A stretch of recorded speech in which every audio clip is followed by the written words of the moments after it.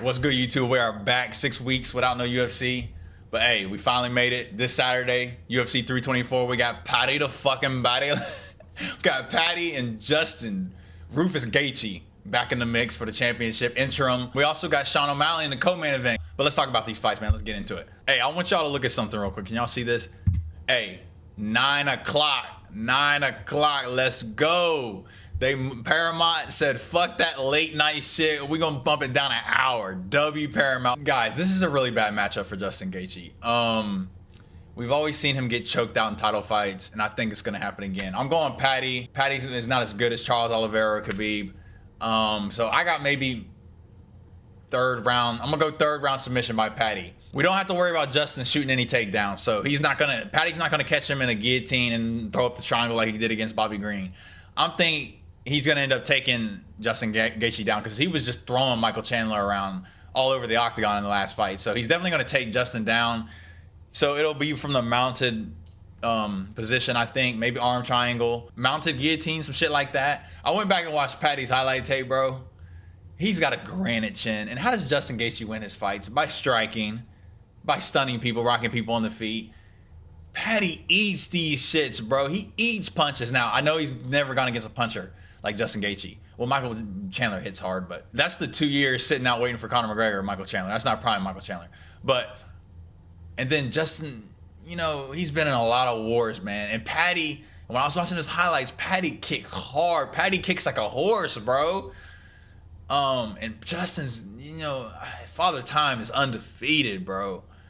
And Paddy is such a big lightweight. Like every time you see Paddy go into the octagon, he's so much bigger. Like it says Justin Gaethje's taller. No, there's no way. There's no way.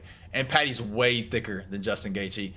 I think he's just gonna mog him, bro, with size. Paddy's just gonna be too big for him. I think we can, and then Justin always gets rocked in his fights too. I think we can even end up seeing Justin get rocked by Paddy on the feet. Paddy goes for the takedown while he's got him rocked. And then, I mean, Justin Gaethje just gets choked out so much, bro. And then, like, this was a gift from the UFC. I can't believe the UFC gifted this shit to him. He said, I'm not getting a title shot, I'm retiring. And they gave in to that, man. I can't believe they did that. I think this is easy money. Dan Hooker, easy money. You know what Armand did to Dan Hooker, right? I think Paddy is going to do to Justin what Armand did to Dan Hooker. Dan Hooker, easy money. Justin Gaethje, easy money. So I'm definitely going with Paddy on this one. I'm almost like, I'm 99% sure that Paddy Pimblett is going to start Justin Gaethje. And it will be by finish. There's no way this goes to decision. Well, Justin Gaethje's like a killer be killed fighter, so he's not going to no decision. He didn't deserve this, bro. He beat Rafael Fiziev. He was like ranked, like what was Fiziev? Ranked like number 12th. And he took it on like 1 week's notice, and he got that win by like decision. So, nah, bro, he's not deserving of this. Paddy, young up and coming killer. Y'all sleep on Mr. Paddy the Batty, man. But he is undefeated. Every time y'all doubt him, he comes out there and wins. So there's no way I'm going against Paddy Pimblett. I got Paddy.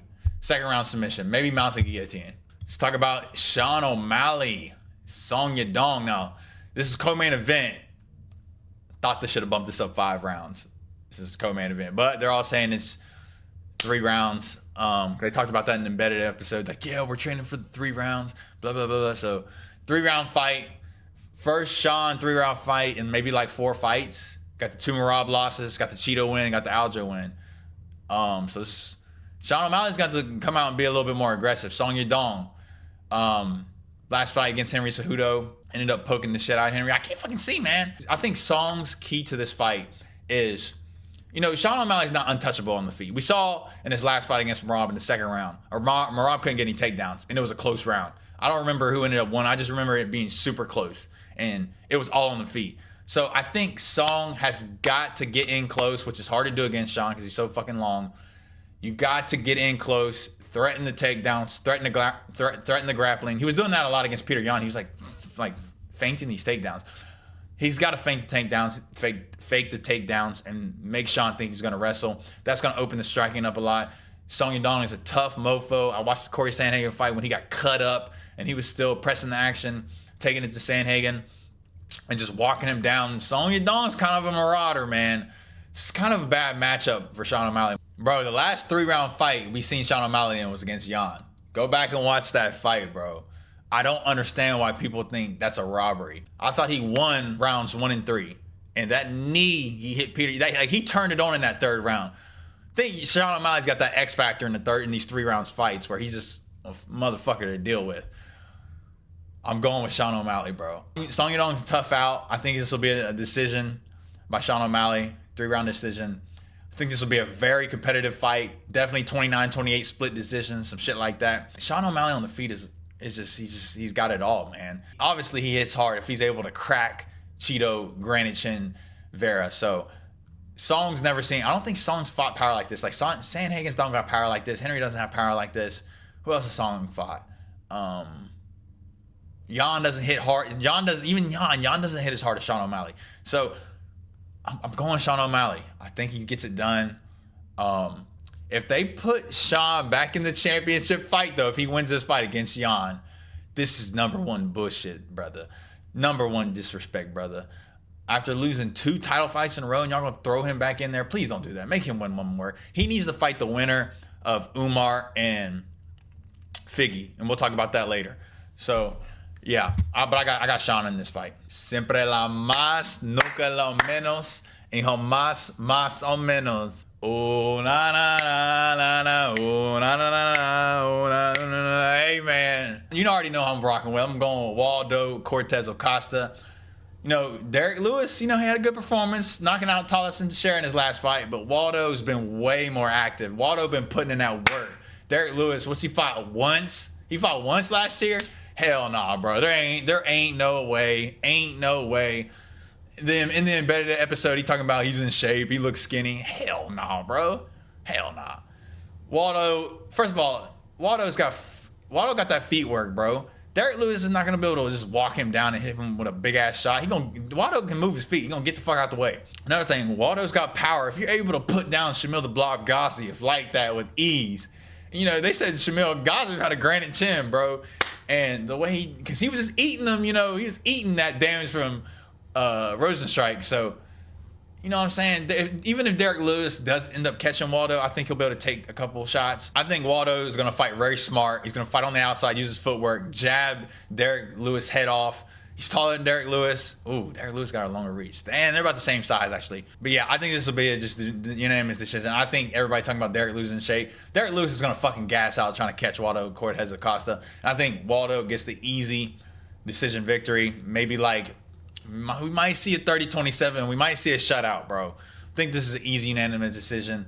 I know Derek Lewis got all the knockout power. I know Waldo's been flatlining everybody, but I think this might turn into Derek Lewis versus Francis Ngannou 2.0, bro. Neither of them want to get knocked out. Derek Lewis said he's bringing the fight, but Waldo's not going to put himself in danger where he's able to get caught by Derek. So yeah, I got 30-27 unanimous decision, Waldo Cortez Acosta. Ain't no way they put this fight over John Silva and Arnold Allen. Ain't no fucking way, bro. Bro. What? Ain't no way, boy. Ain't no fucking way, boy. Boy, ain't no fucking way, boy. Boy, ain't no way, boy. Boy, ain't no way, boy. Hell no, on Paramount? Well, okay, no. I understand it now. They didn't want to open the Paramount main card with 2 women. Okay, I see what y'all did right there. You want to put the most electrifying, the boogeyman of the featherweight division against, Arnold Allen, quick, fast twitch. Like, holy shit, you're going to see how fast. You got 2 England guys on the card, too. But I see what they did right there. So they just don't, but technically, these women should be down in the fucking early prelims, if we being honest, bro. But I see what you did right there. You got to open the card up with fireworks. This motherfucker, John Silva's fireworks. Let's talk about this fight. I think this is going to be 2nd round knockout. And I think it's going to be out cold like that. John Silva is feeling very embarrassed. He's feeling very embarrassed after, getting knocked out by Diego with that spinning elbow. And I think all the rage from that fight. I don't think John Silva likes to go in there and fuck off and play around and bullshit. I think we're gonna see a serious John Silva. I think from the get-go, he's going to try to knock his lights out. What'd I say? 2nd round? I can't even fucking remember. 2nd round KO. You know, John, he's when he's not fucking around, he likes to feel the fight out. You know, he's a very smart fighter until he starts seeing red, like he did in Diego Lopez fight. But I think he's gonna fill him out the first round. I think we'll see some big moments. I think for the first time, he's gonna see somebody super fast like Arnold Allen. Like Diego Lopez is not as fast as Arnold Allen. Who else has he fought? Drew Dober. But these guys aren't as fast as Arnold Allen. Arnold Allen's fast. I can't remember which fight I literally went back and watched, but I watched the whole Arnold Allen fight. I was like, okay. He's got some shit to him. I saw him in the Gaethje Chassa fight. He's fast, bro. He's got good defense. He's a crash out, bro. There's no way this English dude beats a crash out, a Brazilian crash. There's just no way, bro. Oh, and this is going to be in the open stance, bro. We might see...